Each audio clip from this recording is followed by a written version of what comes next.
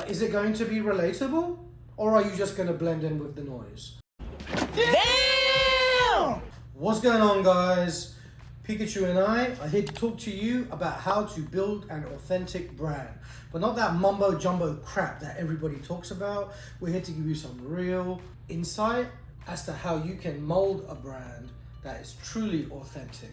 And to follow that up, I want to give you two stories. And for those that have been tuning in, you may have detected a misequilibrium with the sound. It's because we just finished up a major production shoot for our fitness app client. Our creative production lead has all of my mics. So we're gonna run this without the mic. So apologies if you can hear or sense a disruption in the audio.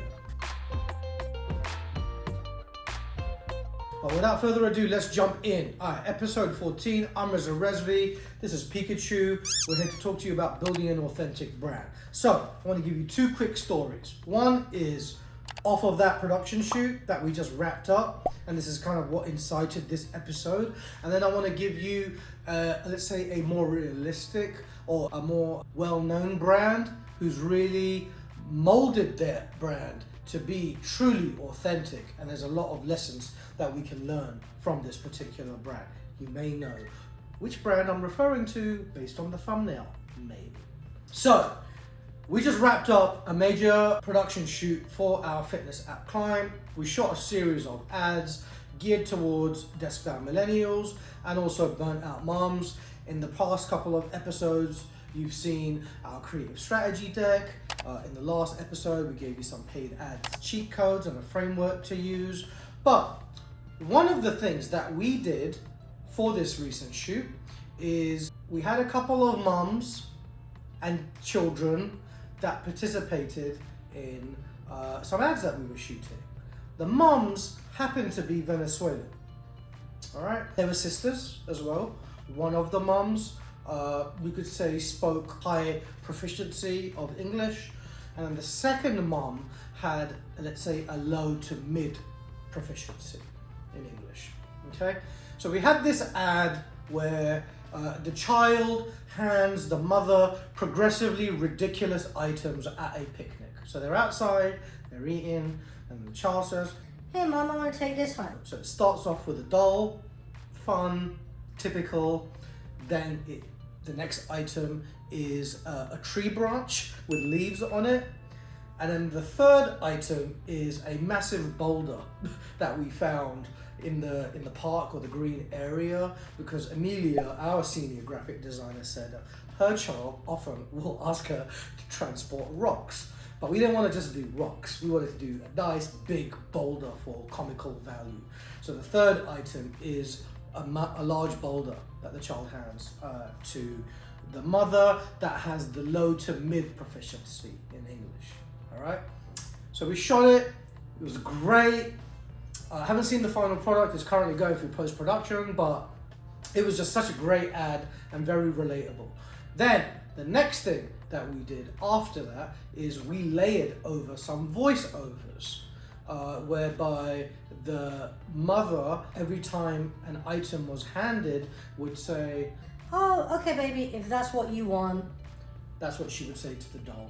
And the second item was the tree branch, to which she said, "Oh, well, that's a bit weird, but if that's what you want." And then the third item was the rock, where we had to do two variations. The first variation was, "Ay Dios mío, my poor back." And then the second one was an English variation, which was, "Oh my God, my poor back." All right. Now, when it was time to do the voiceovers, the mother was very apprehensive because she has a thick Venezuelan accent, and she was encouraging me to go to her sister, who has a higher proficiency of English. Her name is Hade, or Jade for the English spelling. And I went up to Hade and I said, "Hade, I understand what you are saying.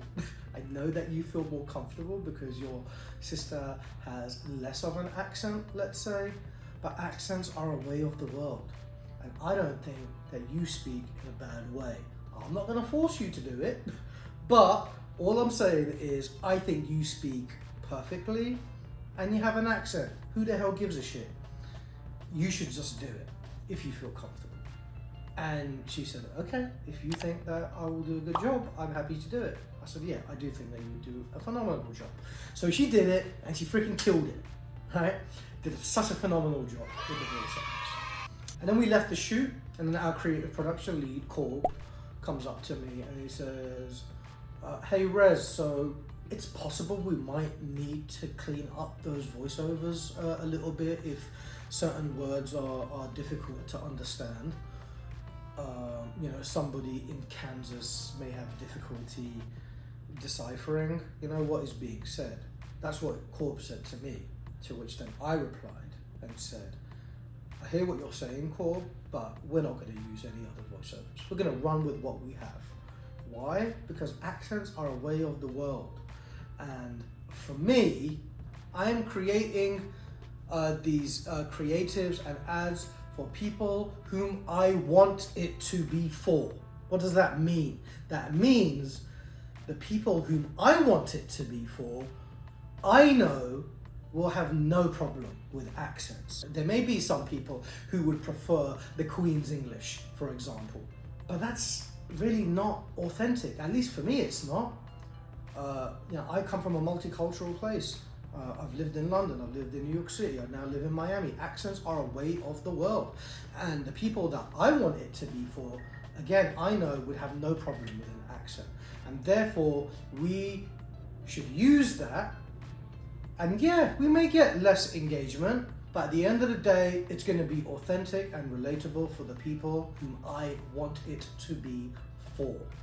And that, my friends, is how you create an authentic mother effing brand.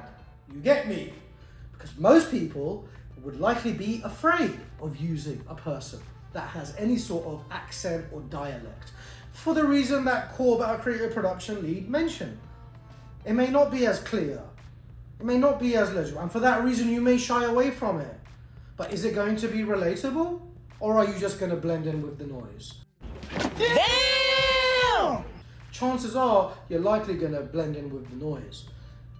When I said this to Corb, he said, damn man, I hear a lot of people saying that. And you kind of hear this notion of, you know, I want it to be relatable and authentic. But to actually hear somebody stand on that, aka having somebody that's okay with getting less engagement for the sake of authenticity, he said that's some real shit. And it is some real shit. And that's what we are about, and that's what you should be about. Now, I mentioned that there's a second, a more prominent brand that has done this very well, exceptionally well. So much to learn from this brand. What brand is it? It's Liquid Death. I wish I had a little product placement that I could be like, bing! Maybe it'll appear in the graphic here. But Liquid Death does such a phenomenal job with creating this edgy, comical, shock value infused brand. They use murder in their language, murder your thirst. Now, what brand would use the word murder in their brand kit? Not many. Why? Because again, for the same reason, some people, I'm sorry about this, need to take this call, guys. Bruh. Pause.